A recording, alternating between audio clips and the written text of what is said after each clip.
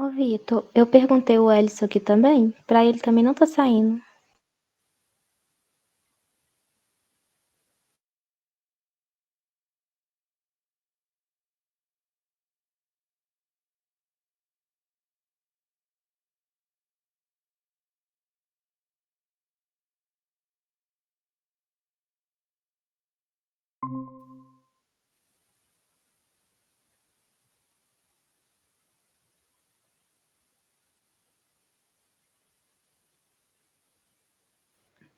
Ele tá conseguindo falar? Não.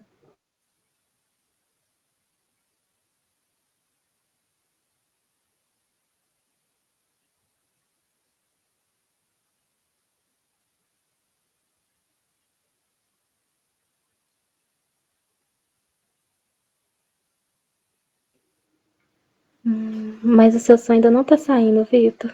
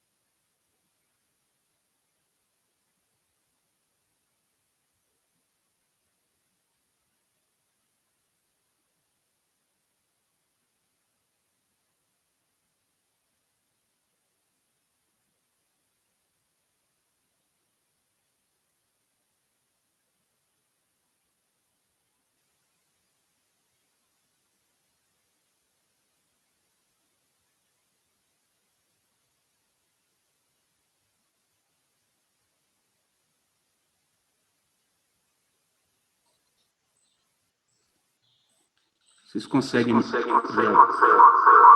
Agora consegue me ouvir, né? Sim, estamos te ouvindo. Eu vou desativar aqui agora do computador. Isso. Bom, estou à disposição.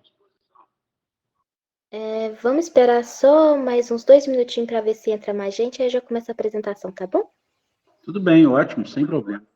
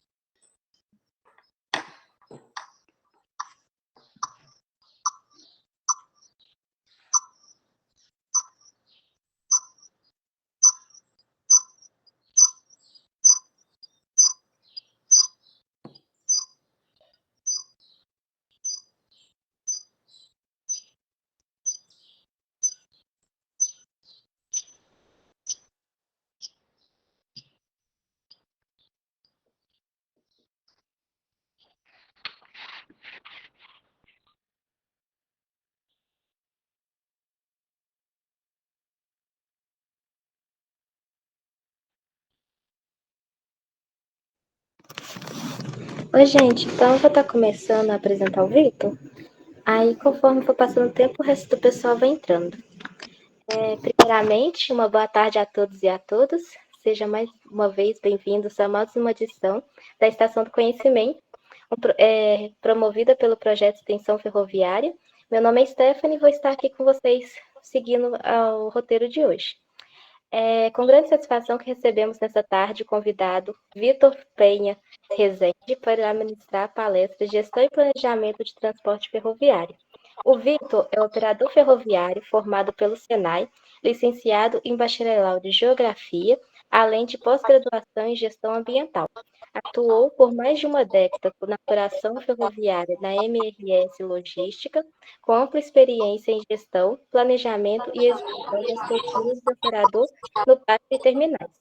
Sua trajetória também foi incluir na importante atuação sindical, foi diretor e presidente de instituições no setor ferroviário por mais de 2 mandatos, contribuindo de forma significativa para a defesa e valorização da categoria.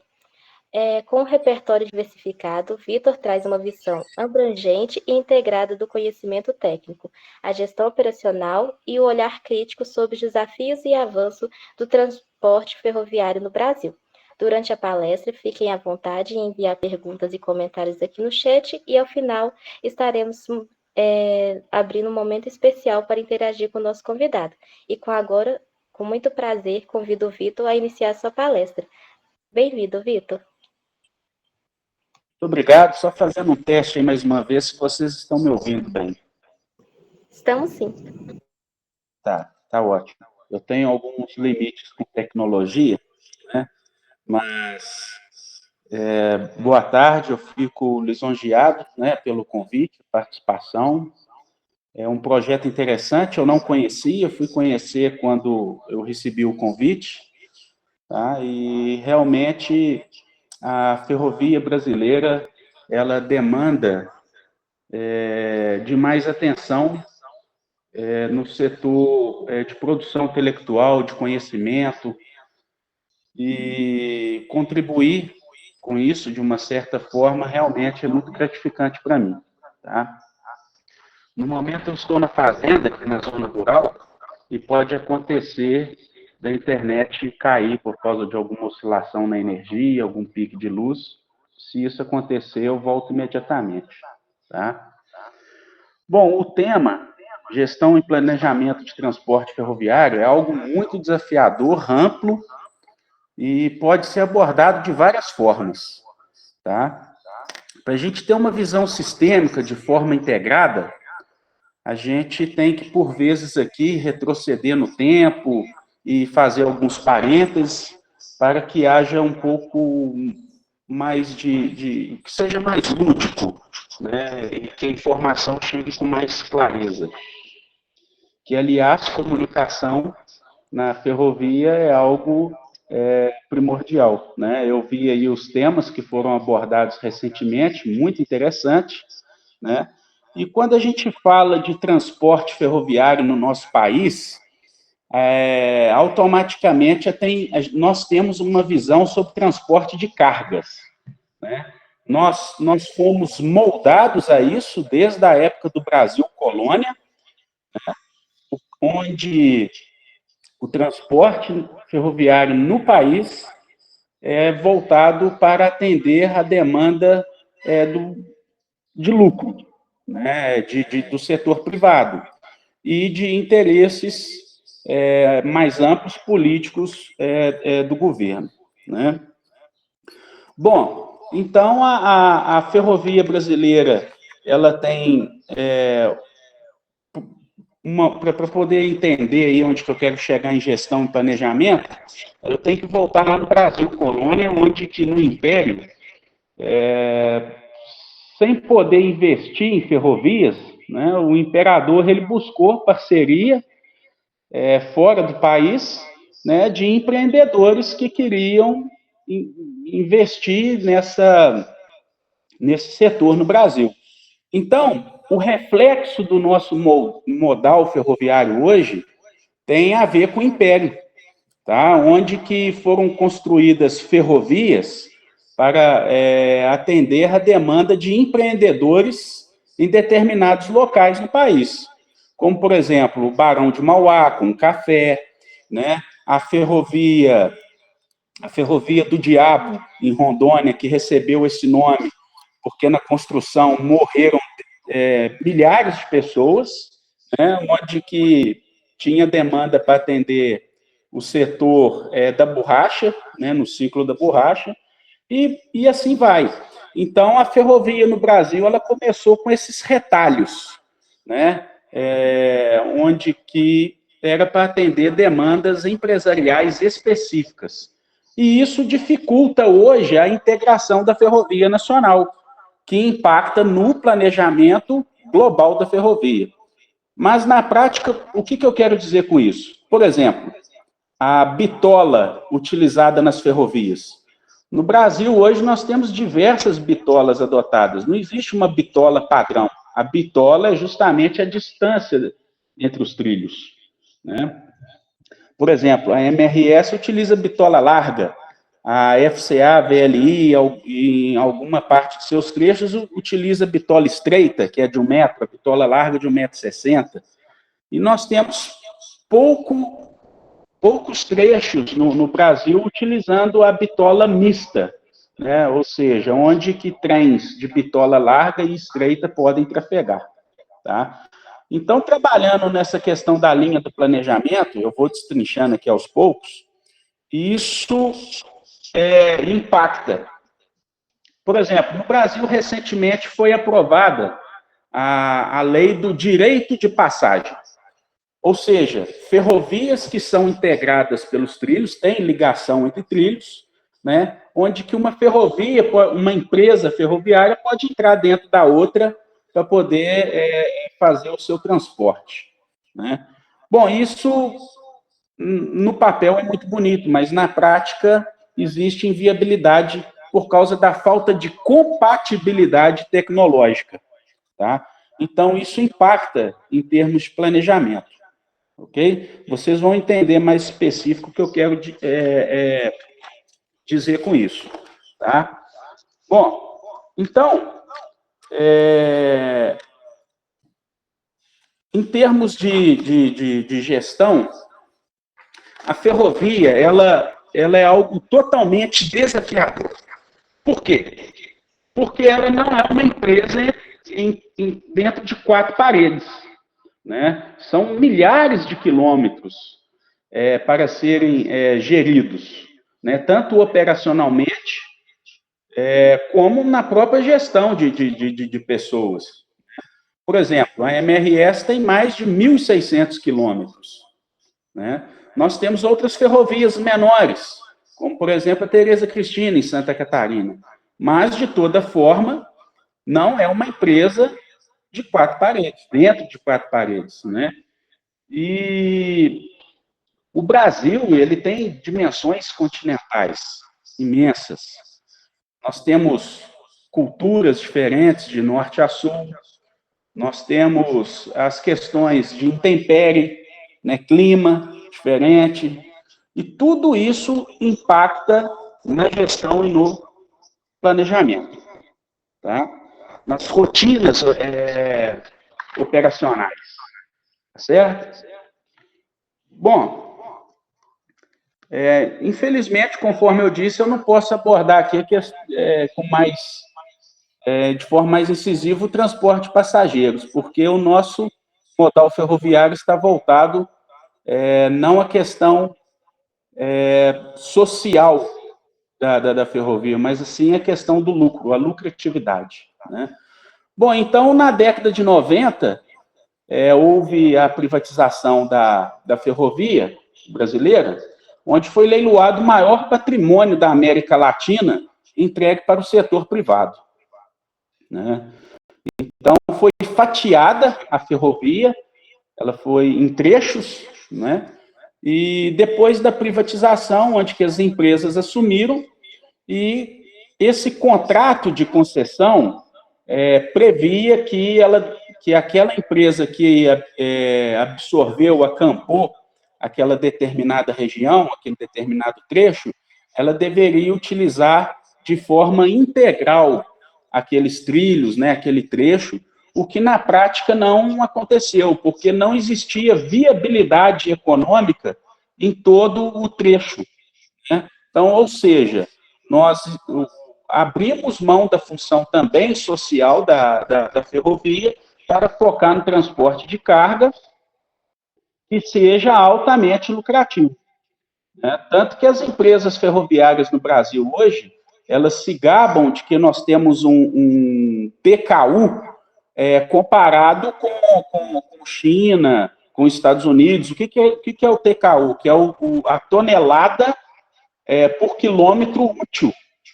Então, ou seja, eles pegaram ali o filé mignon da ferrovia e utilizam de forma muito bem gerida, tá? Essa é a verdade, muito eficiente, mas não utiliza toda a malha, porque utilizam apenas aquela que traz grande viabilidade econômica, tá? Então, para vocês entenderem onde que eu quero chegar aqui com a questão do planejamento, existe uma certa ausência do poder público em termos de conhecimento, em termos de poder aprofundar, para a gente poder dinamizar a utilização desses trechos hoje subdimensionados. Tá certo? Então, o governo, nos contratos de concessão, existe um planejamento. Tá? Eles preveem lá um certo volume de transporte que tem um impacto significativo na balança comercial brasileira. Atualmente, cerca de 20% do PIB brasileiro e balança comercial é transportado via ferrovia, principalmente as commodities, né, grãos e minério. Tá? Quando a gente fala de minério, a gente fala de heavy haul, carga pesada. E as demais cargas a gente utiliza como carga geral. Tá? Então, o heavy haul hoje, o minério de ferro, é o grosso, é o pesado na ferrovia, seguido aí pelos grãos. Tá certo? Então, em termos de planejamento, como funciona? A ferrovia é um dos sistemas industriais mais antigos do Brasil. Né? Então, existe um know-how, né? Um acúmulo de conhecimento, né? Absorvido ao longo de todas essas décadas, que consegue facilitar o nosso entendimento das nossas potencialidades e também das nossas fraquezas. Né? Conforme eu disse, nós temos a questão da intempérie do clima, onde que o minério, por exemplo, o transporte dele fica altamente prejudicado em determinado período do ano. Né? E os grãos depende da safra. Então, como que funciona na prática isso? Né? Geralmente, as ferrovias, na grande maioria do seu volume transportado, mais de 90%, entre todas as concessionárias, são contratos de longo prazo, tá? Porque é muito dinheiro envolvido em ativos, né? Em material rodante, locomotiva, vagão, tá certo? Então, o planejamento, ele é feito anualmente e também plurianual, tá? Então, vamos supor que eu estou falando aqui da ferrovia MRS, colocar na prática a questão do planejamento. Então, a MRS, ela consulta os seus acionistas, os seus clientes, e fala assim, gente, o que nós vamos transportar nesse ano? Né? Então, pega todo aquele volume de contratos e dimensiona isso mensalmente com cada cliente e diariamente com cada cliente o que deve ser transportado. Tá? Então, todo o ativo ferroviário, ele é planejado de acordo com os volumes transportados. Né? É praticamente impossível virar e falar assim, esse mês eu vou transportar aqui 20 milhões de toneladas, mas aqui apareceu um contrato aqui, eu vou ter que transportar 30 milhões. Não tem ativo disponível para isso. Né? Então, por isso que é uma questão assim, de longo prazo, tá certo? Hoje, a China, que é a grande consumidora aí da nossa ferrovia, praticamente aí mais de 80% do nosso volume ferroviário é consumido pela China.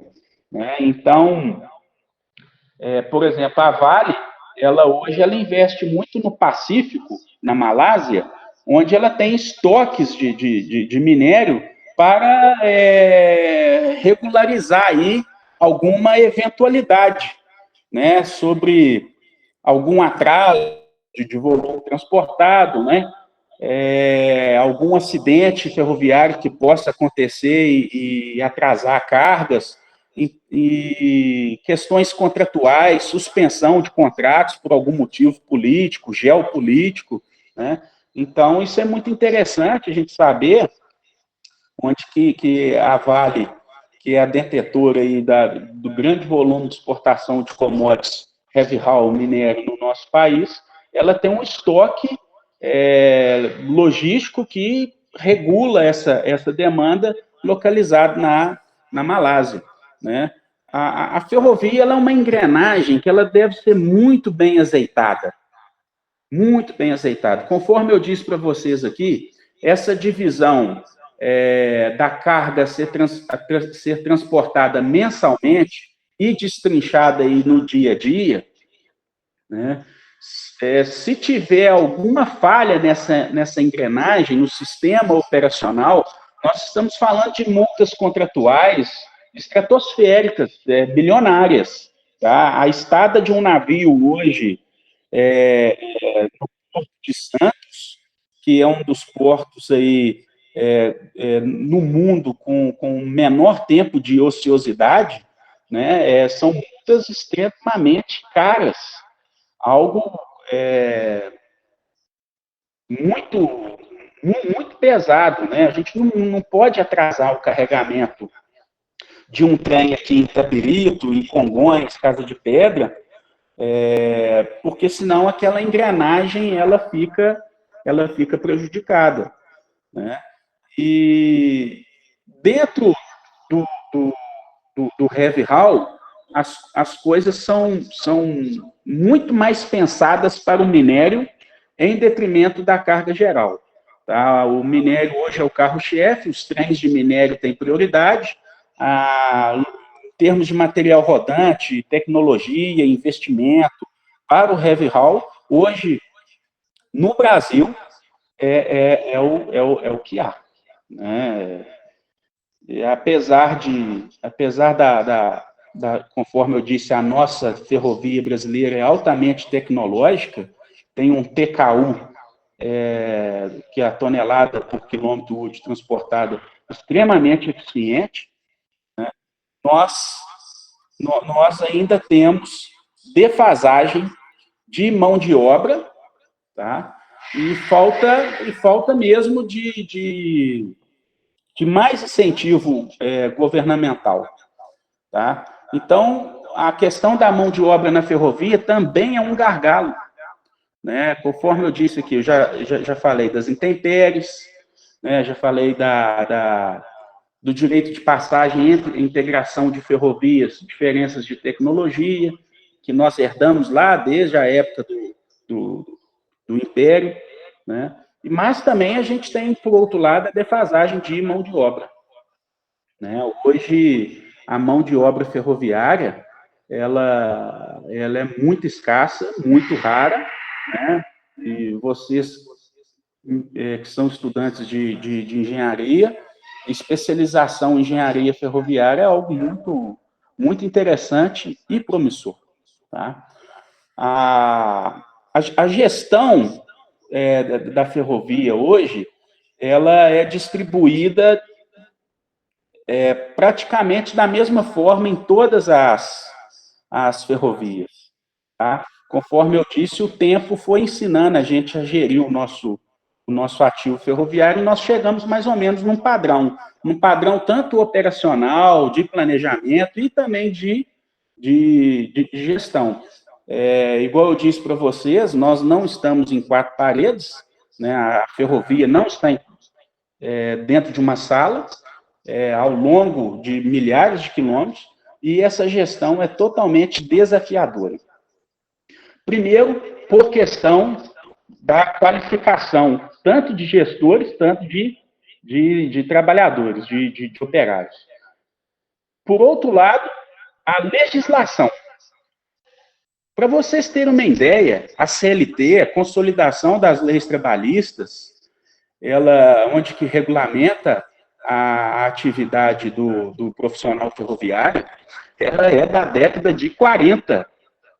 A nossa legislação trabalhista sobre a atividade ferroviária é da década de 40. O que é um tremendo absurdo. E essa questão de judicialização, processos trabalhistas, causas trabalhistas, né, isso vai criando uma colcha de retalho e insegurança jurídica, o que é um grande entrave para a gestão. Tá? Eu sindical, conheci todas as ferrovias no Brasil, até ferrovias de fora, não é muito diferente, mas o Brasil tem uma peculiaridade sobre a atividade sindical em si, né? Nós chegamos a ter aí no Brasil quase 14 mil sindicatos. Quase 14 mil sindicatos. Né? A ferrovia, na Alemanha, na Alemanha, existe 14 sindicatos. Olha a diferença, né? Então, dentro de uma ferrovia, eu vou trazer aqui como exemplo a MRS, são 5 entidades sindicais. Né? Então, 5 entidades sindicais dentro da mesma empresa, ao longo de 1.600 quilômetros, né, que percorre ainda em aproximadamente 150 cidades. Então, a gestão ela tem que lidar com 5 entidades sindicais, com interesses regionais diferentes, tem que lidar com 150 prefeituras, né? E ainda com os interesses governamentais. Então, gerir pessoas, gerir a ferrovia, é algo extremamente desafiador. Os profissionais são altamente gabaritados para sair e trabalhar em qualquer empresa do Brasil. Tá? Hoje, vou dar um exemplo prático, né? Uma coordenação, uma supervisão de manutenção de via permanente, de trilhos, lastros, sinalização, por exemplo. Às vezes, a coordenação, essa supervisão, ela está inserida geograficamente dentro de mais de uma entidade sindical. Ou seja, são acordos coletivos diferentes, né? Cada entidade sindical pleiteando uma jornada de trabalho diferente dos seus representados. Então, o que é algo extremamente complexo, né? Então, a gente tem que alinhar a questão do planejamento global da ferrovia brasileira, que é destrinchado depois por empresa ferroviária. Aí cada empresa ferroviária faz o planejamento com seus clientes internos, distribui isso ao longo do ano, pensando naquela questão das intempéries, safra, entre safra, chuva, né? E depois divide isso dia a dia e ainda tem que encaixar todos esses interesses políticos de municípios, entidades sindicais e governos, né? Então, assim, é algo completamente desafiador. Realmente, o profissional ferroviário no Brasil, ele tem uma capacidade de adaptação, um conhecimento integrado muito maior do que qualquer outro lugar do mundo, né?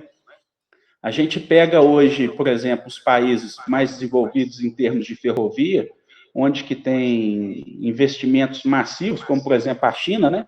A China que em 40 anos transformou vila de pescadores em cidades mais desenvolvidas em termos de ciência e tecnologia do mundo, né? E o crescimento deles, da China, é baseado em ferrovia, né?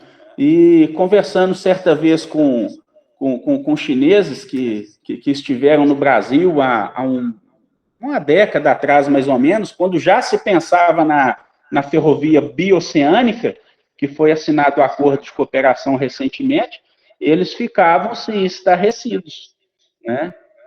Por causa da complexidade da operação ferroviária no Brasil, né? Tanto, apesar da China ser extensa, né, também, em termos de território, muito mais do que o Brasil, né, mas o governo lá é centralizador, né, que facilita essa gestão, tá certo? Então, nós temos devido a essa complexidade, porque ser ferroviário hoje é quase que um estilo de vida, né? O que é algo, trabalhar de turno, trabalhar viajando, né? Então isso hoje traz a ferrovia brasileira um entra e sai de funcionários muito grande, uma rotatividade de mão de obra muito grande, né? Então, quando a média hoje, eu estava consultando o sindicato, a média hoje de um funcionário hoje na ferrovia é de 3 anos e meio. Então, ou seja, quando ele está ficando ali qualificado, quando ele começa a engrenar, né, ele pega e sai. Aí outras empresas pegam esse ferroviário qualificado pronto, né, e leva para eles. E a dificuldade de formação de mão de obra é muito grande, né, o que causa impacto direto na gestão, né? Então, o dia a dia da ferrovia realmente é algo extremamente dinâmico, né, que requer muita disciplina operacional e muito jogo de cintura político, né, para lidar com todas essas diversidades que eu disse, né? Então, a estrutura dessa engrenagem, ela que funciona de forma muito bem azeitada, ela é dividida em dois. Alguém mandou uma pergunta ali, a gente vai trabalhar no final, né?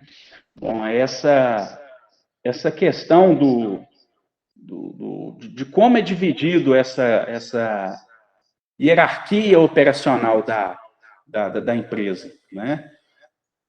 Bom, o coração da ferrovia, que é a questão operacional, né? Onde que tem um lugar que a gente chama de CCO, né? Praticamente todas as ferrovias chamam assim, que é o Centro de Controle Operacional, e o Centro de Controle Operacional detém o controle desse planejamento anual e diário, né, onde ficam lá gestores de contratos, gestores de frota, né, frota de heavy haul, frota de carga geral, né, e o centro de locomotivas, que faz o planejamento, né, das locomotivas para atender os clientes, os vagões, né, e olha só, vamos pegar aí mais uma vez como exemplo a MRS com 1.600 quilômetros de ferrovia, onde que existe um time, um tempo, entre a carga e a descarga, tá certo? Então, essa engrenagem ela não para, é 24 horas. E com a roda rodando, né, literalmente, nós temos que fazer a manutenção preventiva, né, e também, em alguns casos, a manutenção corretiva de equipamentos de material rodante, de sinalização, do próprio lastro ferroviário, dos trilhos, né? Então, a gente fazer tudo isso tem que ser algo muito bem planejado e ter um intercâmbio de comunicação muito grande, muito grande. Então, a gente não pode parar a ferrovia. A gente vai ter que parar para poder dar manutenção num determinado trecho. Não para. Existem, obviamente, um tempo ali entre uma composição, entre um trem e outro, onde que é feita algumas manutenções corretivas e preventivas, né? E tudo isso é alinhado entre as áreas geridas por um centro de controle, que é o coração, né? Então, ele concentra as informações e essas informações são repassadas para as equipes, né? Para a sua determinada equipe, né? Nós temos vários pontos de carga e pontos de descarga são menos, né? Por exemplo, nós carregamos os trens de minério na MRS na região do quadrilátero ferrífero ali, na região de Brumadinho, Sarzedo, Mário Campos, né? Aí um pouco ali em Casa de Pedra, Congonhas, e Itabirito, ali na região do córrego do Bação, onde que é o maior carregamento de minério da MRS, né? Então, e tem os pontos aí de carga geral, que saem de São Paulo, saem do Barreiro, em Belo Horizonte, saem do Rio de Janeiro, em alguns lugares, né? Tudo sentido a região portuária, né? Então, existe uma cadência, né? De forma cadenciada a movimentação desses trens. E tudo tem meta, tá? Para essa engrenagem funcionar, essa gestão operacional, ela é feita dentro dessa engrenagem com metas. Tá? Nós temos tempo para carga, tempo para descarga, o tempo para o trânsito, né, que é o transit time, os lugares onde que formam os trens de carga geral, né? Sai um trem ali com 50, 100 vagões de carga geral, cada vagão ele vai transportar para um cliente diferente, então existe o padrão de formação de trens, né? E esses procedimentos operacionais que foram moldados ao longo do tempo, ele facilita a gestão, né? Porque é tudo padronizado. O segredo está aí, no padrão. As rotinas são padronizadas. O maquinista que vai percorrer um certo trecho com um trem, né? Ele acelera conforme ele quer, ele freia conforme ele quer, também. Mas existe um padrão operacional, tá? A condução do trem é padronizada. A descarga do trem é padronizada. O carregamento do trem é padronizado. Nós temos, todas as ferrovias brasileiras têm o ROF, que é o Regulamento de Operação Ferroviária, onde que ali tem um padrão operacional, né, o que deve ser feito de forma generalizada. E em cada estação, cada pátio ferroviário, cada trecho da ferrovia, existem os seus procedimentos específicos. Então, em termos de gestão de pessoas, eu não pego o funcionário que trabalha em Conselheiro Lafayette e levo ele para trabalhar em Bom Jardim de Minas, ou em Arará, no Rio de Janeiro, ou em Sepetiba. Não. A gestão operacional está ligada à gestão das pessoas e eles trabalham de forma regionalizada, né? Regionalizada. E, a engrenagem rodar sem os erros é justamente a gestão operacional, tá? Então, o regulamento de operação ferroviária, que é vamos dizer, a Bíblia do ferroviário, o Alcorão do ferroviário, que ajuda em termos de gestão. Porque a gestão operacional ela está diretamente ligada à gestão de pessoas. O supervisor, o coordenador de uma determinada equipe, ele é coordenador de pessoas e de operação. Tá? Olha só, na ferrovia, em todas as ferrovias são assim. Né? E, na maioria dos casos, engenheiros.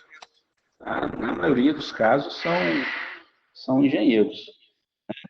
Bom, e dentro da questão dessa gestão, eu não poderia deixar de citar algo que é completamente inusitado.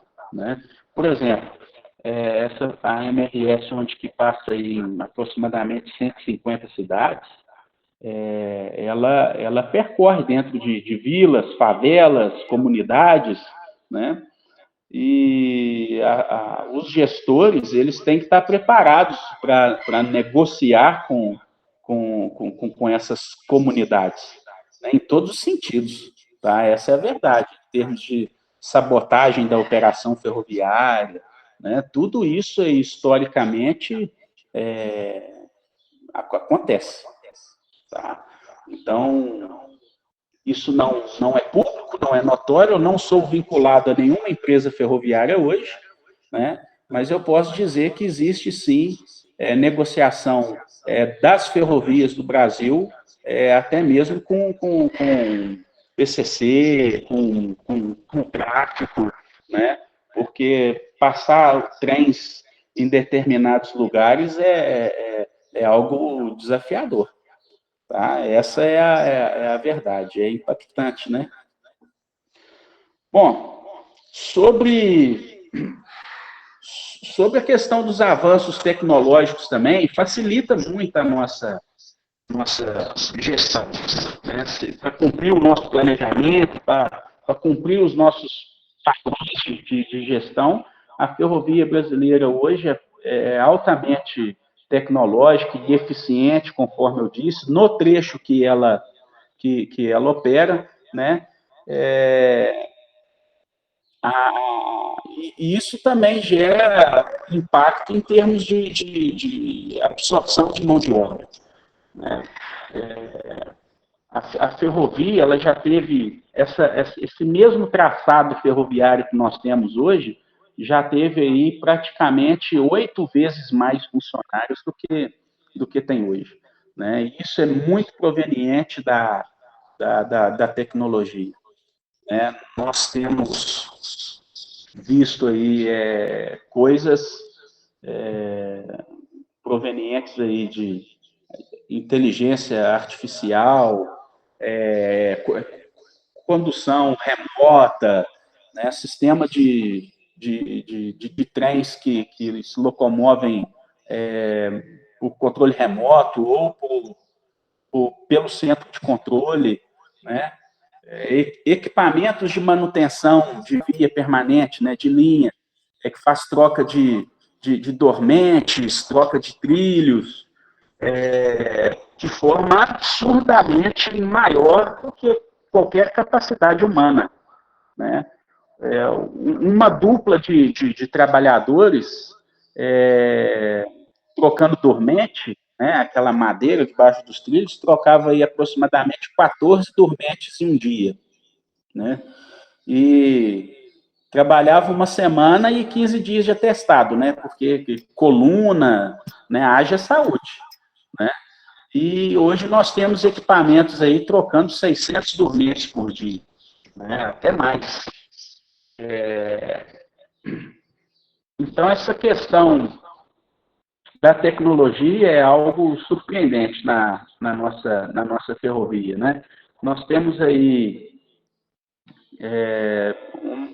sempre enaltecendo, né, a ferrovia na Austrália, na China, nos Estados Unidos, né, mas nós temos, de fato, uma ferrovia muito tecnológica, tá, com índices de eficiência inimagináveis. Tá? Fazemos jus ao nosso PKU. Por outro lado, eu tenho uma crítica profunda, né, principalmente em relação aos nossos termos de privatização, e passamos agora por uma renovação dessa concessão por mais 30 anos, onde que a sociedade civil ela ficou totalmente inoperante, e entidades de classe também, para a gente poder rever os nossos moldes de concessão ferroviária, onde que a gente poderia abranger índices sociais mais relevantes do que nós temos, porque nós estamos vendo aí as empresas querendo operar só no filé mignon, né, da ferrovia, deixando de lado a possibilidade de desenvolvimento regional em muitas partes do Brasil. Essa é uma crítica que eu deixo, né? Bom, nós temos aí aproximadamente 45 minutos, né, de fala, e eu gostaria de deixar em aberto aí para poder responder vocês. Parece que o tempo é limitado aí aproximadamente 1 hora, né? Então, eu queria, assim, passar só um panorama geral mesmo das nossas dificuldades de gestão e planejamento por causa de todos esses entraves, né? Geográficos, políticos, passando pelo modelo sindical, né? E, oportunamente, caso necessário, a gente poderia aprofundar em algo mais específico, né, que vocês queiram, tá? Então, esses são um pouco dos gargalos ferroviários que nós temos, poucos, tá? Que eu citei assim, de forma genérica, e fico à disposição aí para responder as perguntas.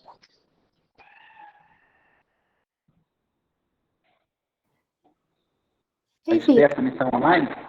Eu tô. Ô, Vitor, eu cheguei a perguntar no chat, igual você falou que muitos trabalhadores trabalham 3 anos, aí quando eles estão, assim, ficando bem profissionais mesmo na área, eles saem. Isso se dá mais ao desvalorização, não é? Olha, eu tenho uma veia sindical, né? E por muito tempo representei os trabalhadores. Só para você entender um pouco mais sobre isso.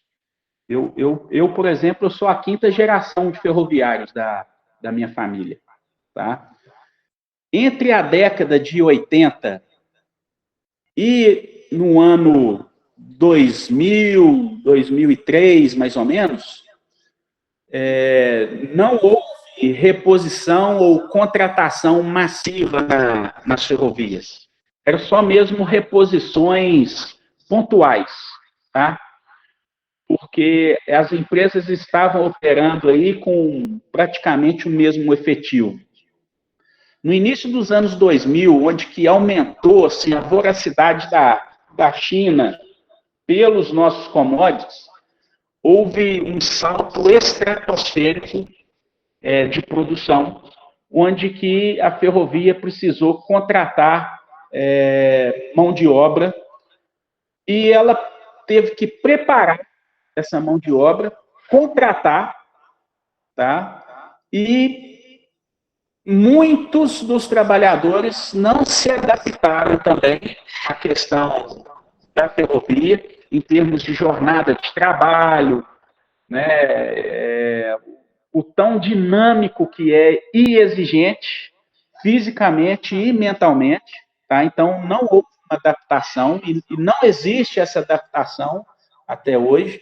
Então, conforme eu disse, o tempo médio de um trabalhador aí hoje, na MRS, que está em torno de 3 anos e meio, segundo o sindicato SINTEF-CL, passa também uma parte pela questão da valorização, né? E hoje no Brasil a gente vive o pleno emprego praticamente. O pleno emprego praticamente. Se uma empresa paga um pouco mais, a pessoa vai pensar realmente em sair. Mas hoje o que pesa não é a questão salarial. Em pesquisas feitas pelo DIEESE e entidades sindicais, tanto patronais quanto dos trabalhadores, hoje, o que pesa muito é a qualidade de vida e jornada de trabalho. Tá? Por incrível que pareça, benefícios remuneratórios hoje não é o topo da lista. Jornada de trabalho e qualidade de vida, tá certo? É o que pesa mais. Aí vem essa questão de discussão sobre jornada de trabalho e da escala 6 por 1, enfim, aí a gente vai entrar nessa seara aí, tá? Entendi. Obrigada, viu?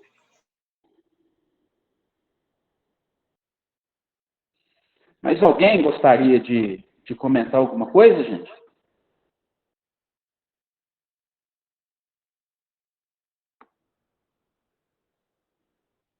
Algum assunto específico, Stephanie, dentro disso que eu falei, que você queira se aprofundar?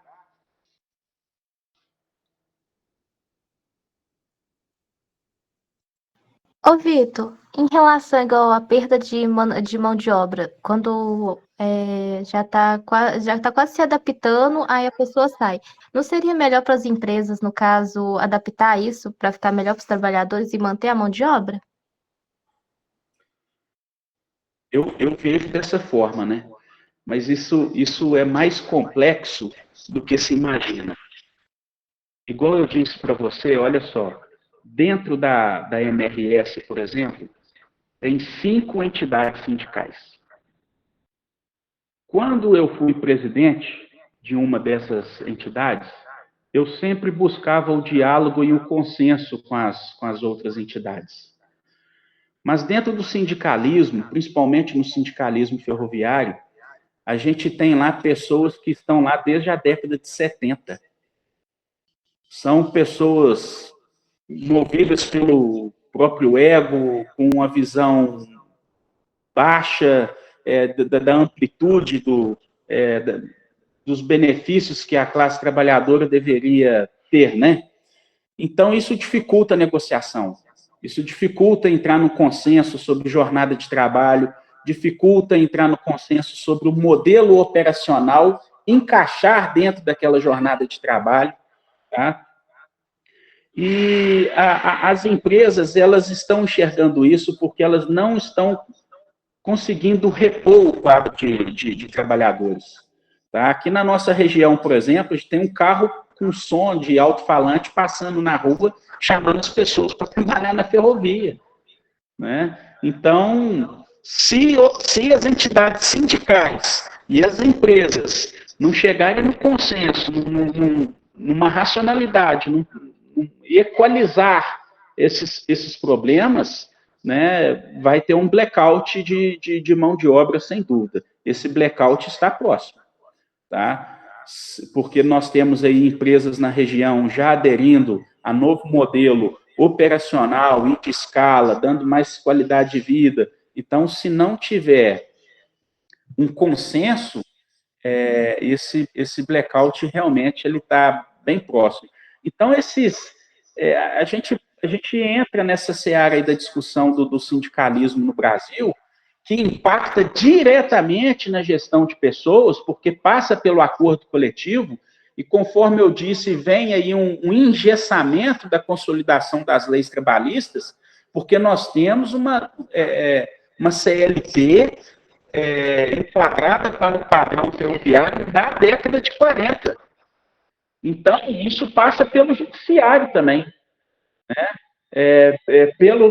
Pela motivação política também, pelo Congresso, pela Câmara dos Deputados, pelo Senado. Né? Eu participei de inúmeros debates políticos sobre esse aperfeiçoamento nas relações sindicais e trabalhistas para termos um modelo de gestão de pessoas mais eficiente, mais moderno, só que a gente esbarra nessa questão de cada entidade que participa do processo. Né? E conforme eu disse, nós temos encastelados nas entidades sindicais hoje ferroviárias pessoas lá da década de 70 e 80. Entendeu? Não existe renovação nem no quadro do sindicalismo, né, para poder ajudar a facilitar esse debate. Tá? É uma crítica que eu faço aí às entidades sindicais e louvando o Sintef-CL, tá? Que é o Sindicato dos Trabalhadores de Empresas Ferroviárias aí de Conselheiro Lafayette e região, que está em constante renovação dos seus quadros, tá? E sempre renovando presidente, diretores, trazendo a meninada nova, formando uma nova mão de obra sindical, com novos pensamentos, com pensamentos mais modernos e atualizados, tentando romper esses paradigmas que prejudicam a empresa, sindicato e trabalhador, que não faz sentido funcionar dessa forma mais. Tá?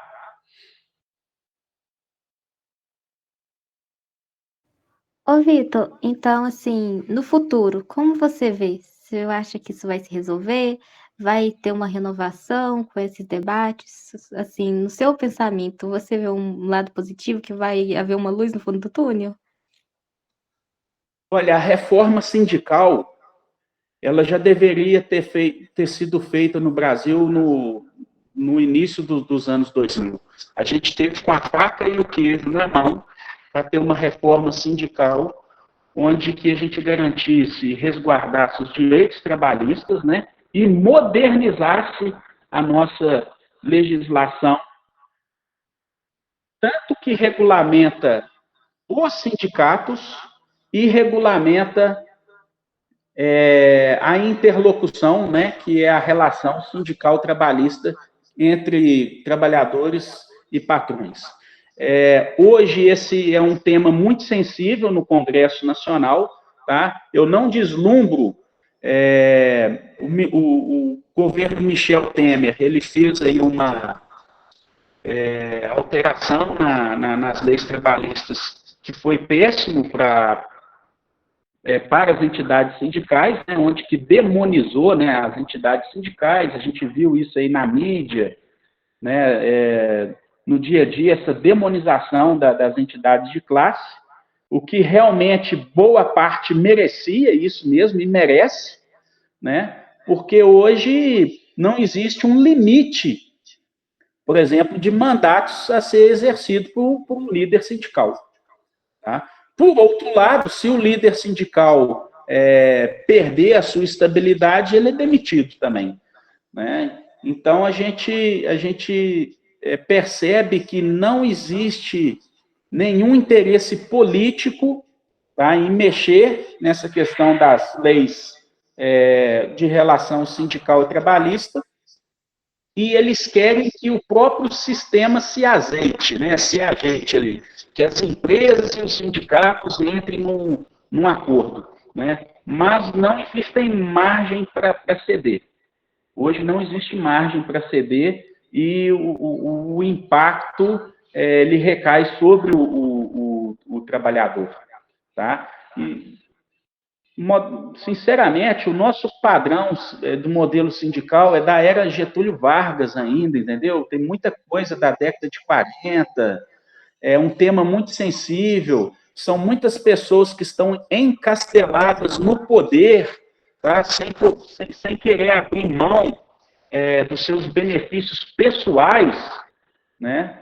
E imagina mexer aí com mais de 10 mil entidades sindicais, né? Tem muitos políticos, tanto de esquerda, centro, de direita, que são sustentados por esse sistema falido sindical do Brasil, né? E olha só, nós estamos discutindo inteligência artificial, né?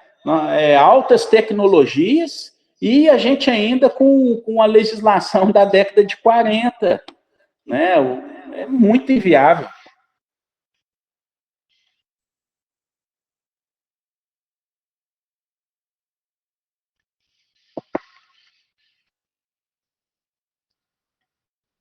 Algo mais, Esther? Da minha parte, tá tudo ok.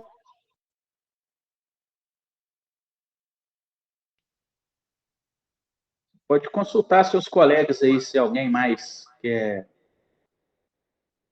falar. Se vocês quiserem posteriormente também deixar algum comentário, tá? Pode me passar por WhatsApp, por e-mail, eu gravo áudios, gravo vídeos, retorno, respondo na maior boa vontade, tá?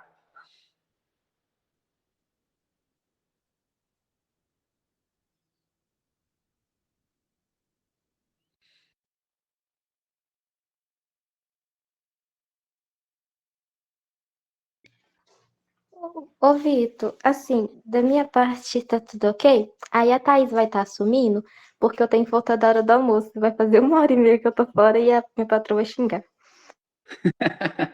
Aí a discussão sindicato trabalhador pode entrar nessa aí também. Fala, Thaís Monteiro, Boa né? tarde, tudo bem? Bem, Thaís.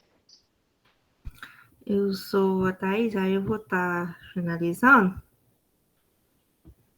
que a Stephanie vai trabalhar. Cheguei um pouquinho atrasada, mas consegui pegar o finalzinho. Peço desculpa pelo atraso. Não, tudo bem. Eu queria deixar à minha disposição, Thais, como é um tema assim, muito amplo, né, que envolve questões de relação sindical trabalhista, envolve questões rotinas operacionais, questões governamentais, né? Realmente aí o tempo é muito limitado. Mas caso vocês queiram aprofundar em algo específico, ou até mesmo fazer questionamentos, me enviar, eu estou à total disposição para poder responder, tá bom? Ok. Então,